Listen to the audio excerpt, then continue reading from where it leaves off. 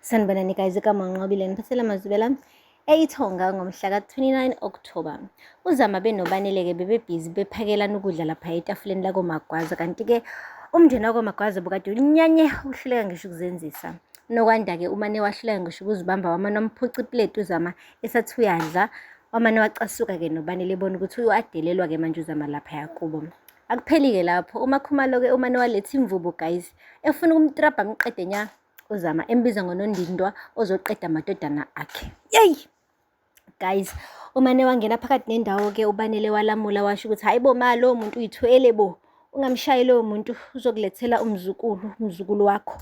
Ha, uMakhumalo guys umane waqhaqhazela mezwa lezi ndaba, kubonakala nje ukuthi sengathi nje uBanele usemane wamosha wesi kunakuqala. Guys, sikhumbule njalo bazi ukuthi uSanele loya kaMagwaza, bazi ukuthi uBanele. Hayi-ke guys, uthe umndeni wakoMagwaza-ke usuhleli etafuleni ekuseni udingida le ndaba, unokwanda nje enokuphatheka kabi ukuthi-ke sengathi baba uNkulunkulu uphe uZama emntwana naye emdinga kangaka kodwa engashadanga uZama. Kusho kahle ukuthi le ntombazane ayikwazini ukuyohlela. Nithola kanjani umntwana engashadile? Awubheke nje, mina omdinga umntwana ngimthole uzothola isikebereshe esiwuZama. Eyi, uMakhumalo-ke nje yena bekade enyanye kakhulu-ke kunakuqala, esho kahle ukuthi lo muntu lo uzongizalela umzukulu mina. Hayi soze, wangena uBanele eshunqa naye evutha umlilo, esho ukuthi yeyi naze nangihlambalaza izolo phambi kaZama.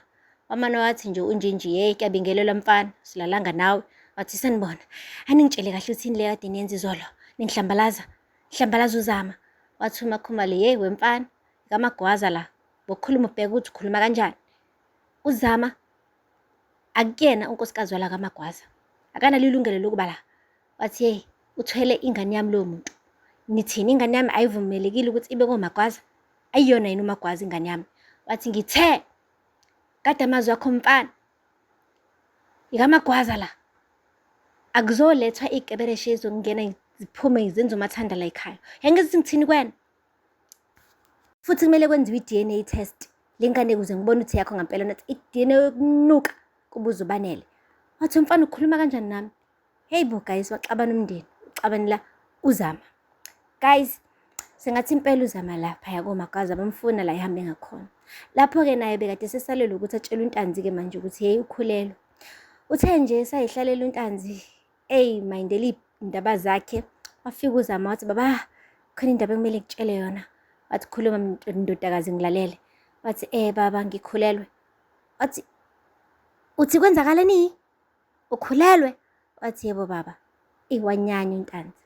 Wathi ngiyaxolisa bandla, ngiyazi ukuthi ngangithe ngizokhulelwa uma-ke sengiganile, kodwa-ke mina noSanele sizozama ukuthi silungise izinto. Wathi into eyanini le, yenzeke nini le nto?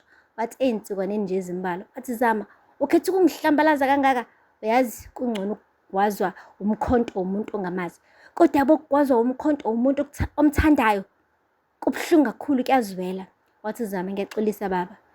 Waveza i-engagement ring. Wathi uSanele usengi-engagile baba, sizolungisa izinto. Wathi Mzama ungilethele ivezandlebe. Wathi ayi baba, ngeke kube ivezandlebe, sizoshada. Wamane uNtanzi wasukuma wahamba guys, enyanyile engasafuni nanokuqhubeka kakhulume noZama. uZama-ke guys umane nje wahamba waya kuyena uBanele yomtshela ukuthi ngeke Banele, yabona nje lento yethu angazi izosithatha isibekephi. Umndeni wakho uyanginyanya, awungifuni. No-Ayanda bengimthembile ukuthi uyangithanda naye ungijikele. U-Ayanda pho? Wathi khululeka sithandwa sami, ngangishilo nje ngathi it's us against the world, so mina nawe sizoyenza lento yenzeke igugu lami. Wathi angiboni kanjalo. Wathi angithi nje ngishilo ngathi ngizokushada mina, sizowakha umuzi wethu, sikhulise umntwana wethu, yonke into ihambe kahle. Wathi bese kuba njani? Wathi hayi kuzoba right sithandwa sami, wena ngithembe nomndeni wami ngizokhuluma nawo, bazogcina bewushintshile umqondo ngawe. Kubonakala nje nawe ukuthi uyayisho lento nje uBanele kodwa akayikholwa, uyabona ukuthi labantu bagcwele inzondo, iyaphuphuma guys. Ngapha-ke uMakhumalo uhambile wohlasela uNtanzi futhi eyombuza ukuthi kahle kahle umfunani. Wathi ufunani umndeni wami wena? Ufunani umndeni wami? Awudelanga ukuthi ubulala indodana yami, awudelanga ukuthi ubuleke ungibribe unginika amathuba omsebenzi. Manje usuthumelela noNkroyi wakho ukuthi uze lapha uzoqeda amadodana ami. Usumbulela uBanele, usufuna uSanele futhi. Ngakwenzani vele wena Ntanzi? Yewe Ntanzi, akusimina owabulala umndeni wakho mina, akusimina owabulala umfazi wakho ney'ngane zakho, musuloku ubhodlela kumina. Yabona-ke manje ufuna wazi ukuthi angeke isebenze le plan yakho. Ngeke uzama abe umakotwa lapha komagwaza kumnyama kubovu. Lokho ke kwenzeka ngifile mina. Futhi wazi ukuthi uma uzama ukungibulala sizongcwatshwa sobabili. Angizwe ukuthi ngithini kwana? Waminca guys uNtanzi. Kodwa wakhetha ukuvala umlomo. Angamphendula ngisho nelilodwa igama uMakhumalo. Kodwa kubonakala ebusweni ukuthi unyanyile ngoba naye bandla umsula akazi lutho ngayo yonke lento ephakathi kuka Sanele benoZama. Nango-ke guys, uBanelusi ahamba kuyocela uNjinji ukuthi phela amkhongele ahambe ayoxoxa ingxoxo zamalobolo laphaya koNtanzi ngoba phela yena umalume okhona ekhaya omdala. Hayi uNjinji guys, umane wambhekisa le, wamtshela nje kahle ukuthi akho malobolo yena azohamba eyowanegotiate nabantu bakaNtanzi. Abantu bakaNtanzi bayizitha enkulu kabi zalaphaya komagwaza. Washo ukuthi abantu bakaNtanzi banezandla ey'ngcolile ey'gcwele igazi. Washo nanokuthi-ke hhayi ukuthi bona bamsula komagwaza, kodwa-ke abantu bakaNtanzi bawes ngoba basukela abantu abangenacala, batshontsha ngisho imali yabantu abagugile abayizalukazi namakhehla.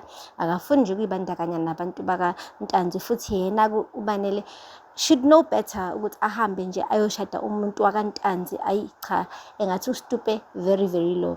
Ayibo guys, shuthi kahle kahle noBanele ukuba besaphila bebengeke bavuma ukuthi amshade uZama, as ngoba manje sebenza sengathi ingoba uSanele. Kodwa nje kuyacaca nje bha ukuthi abantu bakaNtanzi ngathi nje bebevele bengeke baphinde nje befune kube khona ubudlelwano phakathi kwabo bobabili, noma basabamba igqubu lokuthi bayazi ukuthi yena wabulala uBanele. But hey guys, ku deep. Ushilo-ke uBanele zama ukuyiqinisa bandla wathi kodwa-ke komele nijwayele ukuthi nje uZama uma wengane yami futhi nje uzophelela laphaya komagwaza. Wathi hayi kodwa mina bese ngikhulumile ngiqedile-ke futhi ngiyasho ukuthi akho Zama wakoNtanzi ozokuganela komagwaza. Ngeke ngiziphinde futhi sengiqedile manje. Mekuthi wena uyafuna ukuthi ube nobudlelwane laba abantu, hamba kuyoyikhongela wena, uhambe uyoguqela uNtanzi kube wena oyikhongelayo. Ukhohlwe mina ngoba mina noNyoko uMakhumalo indaba ethi Zama noNtanzi asiyingeni. Waqeda wasuka wahamba.